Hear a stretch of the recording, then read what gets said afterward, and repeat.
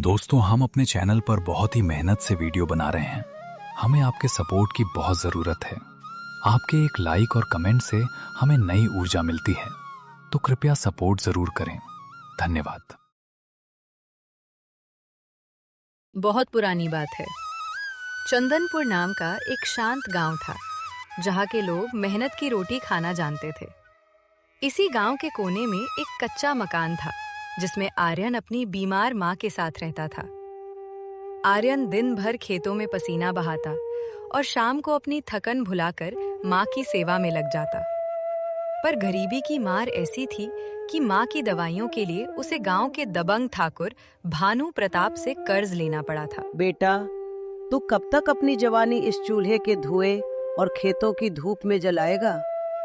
सुबह 4 बजे उठकर मेरे लिए रोटी बनाता है, फिर दिन भर मजदूरी।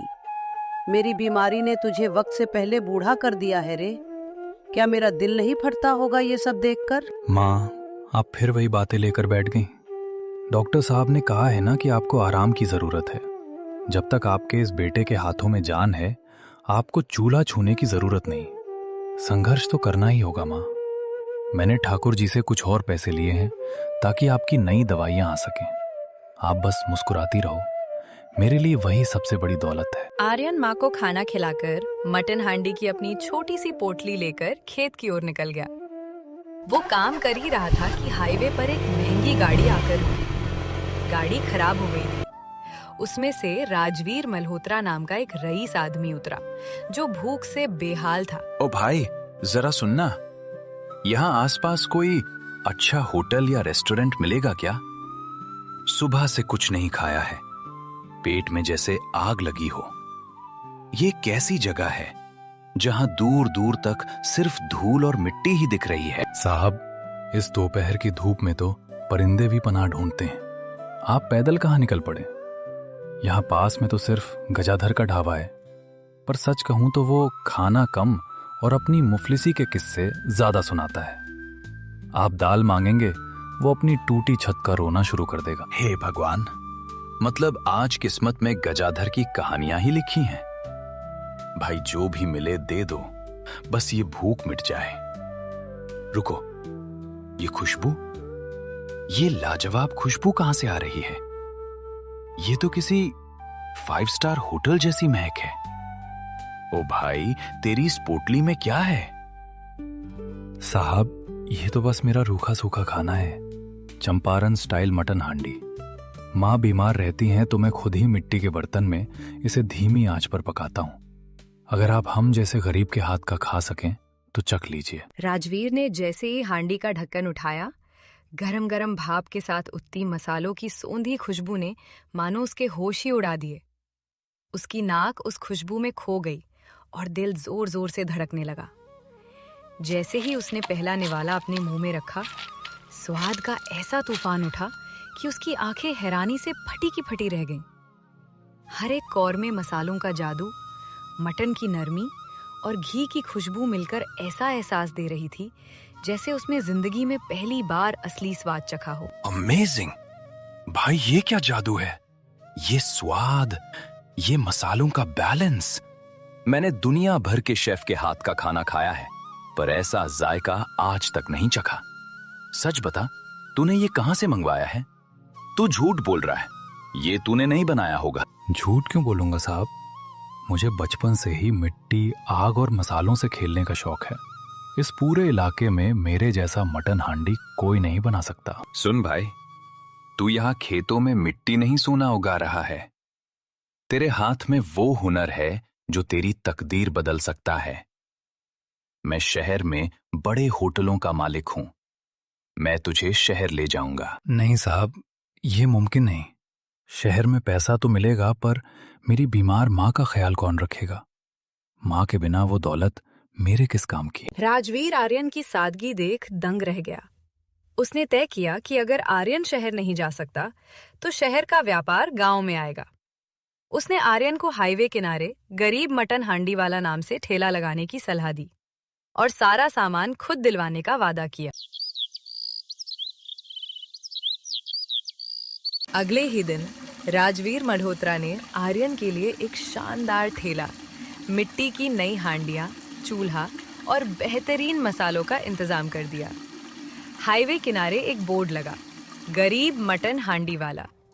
खुशबू ऐसी फैली कि ट्रक ड्राइवर से लेकर लग्जरी गाड़ियों वाले भी रुकने लगे। आर्यन के हाथ का जादू चल गया था। लेकिन जहां कामयाबी होती है, वहां दुश्मन भी पैदा हो जाते हैं। ओए छोकरे, बड़ी रौनक लगा रखी है यहाँ। कल सुबह तक तो भीगी बिल्ली बना फिर रहा था और आज शाम होते ही शहर का नवाब बन गया।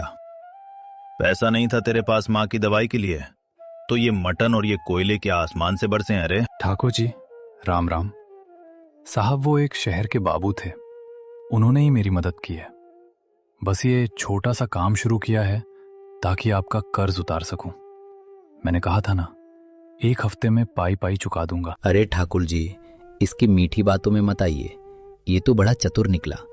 देखिए, पूरा गांव इसके पीछे पागल है। मेरा ढाबा वीरान कर दिया इसने। ये कह रहा है 1 हफ्ता। हुजूर, लक्ष्मी तो साक्षात इसके ठेले पर बरस रही है।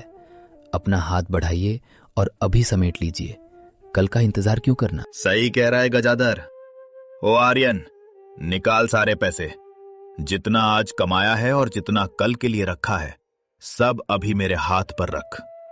मेरा कर्ज और उसका बढ़ा हुआ ब्याज सब अभी चाहिए। अनर्थ मत कीजिए ठाकुर जी, अभी तो काम शुरू ही किया है।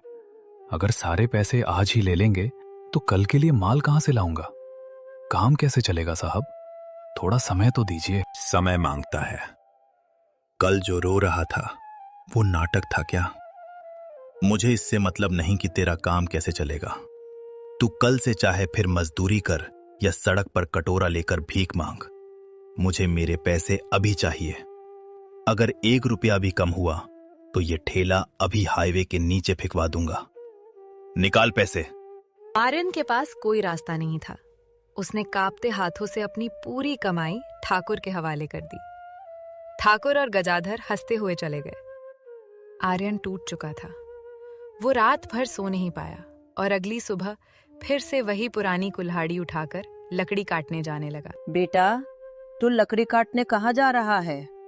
कल तो तू कह रहा था कि तेरी अपनी दुकान खुल गई है। बहुत खुश था तू कल, फिर अचानक ये उदासी क्यों?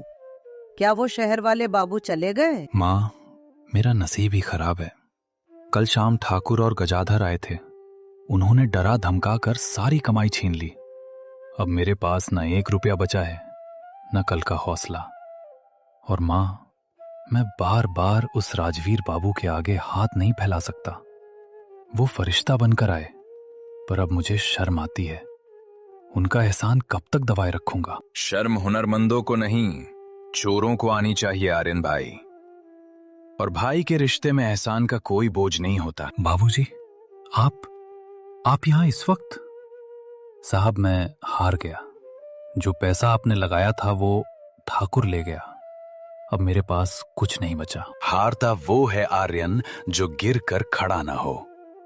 उस ठाकुर ने सिर्फ तेरे पैसे छीने हैं, तेरा हुनर नहीं। वो तेरे हाथों का स्वाद नहीं चुरा सकता। आज मेरे साथ फिर से ठेले पर चलो। माल का इंतजाम मैं पहले ही कर चुका हूं। नहीं साहब, अब और उधार नहीं। चुप एकदम।